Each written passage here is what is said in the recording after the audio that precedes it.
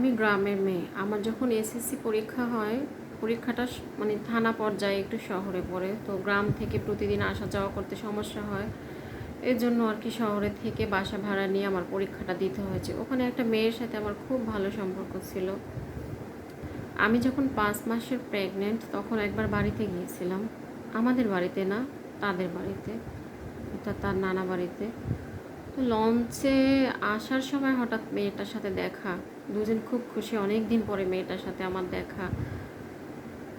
তো আমার হাজব্যান্ডের সাথেও ওই মেয়েটার ওখানেই দেখা। মেয়েটার আবার একটু দরিদ্র ঘরের, বাবা মা জোর করে একটু বয়স্ক দেখে বিয়ে দিয়েছিল। তাতে কি হয়েছে, মেয়েরা বিয়ের পর সব মানিয়ে নিতে পারে। হয়তো তার হাজব্যান্ড একটু বয়স্ক, ভালো তো ছিল সে তার সাথে। মেয়েটা তার বয়স্ক হাজব্যান্ডটাকে তেমন একটা বেশি পছন্দ করতো না।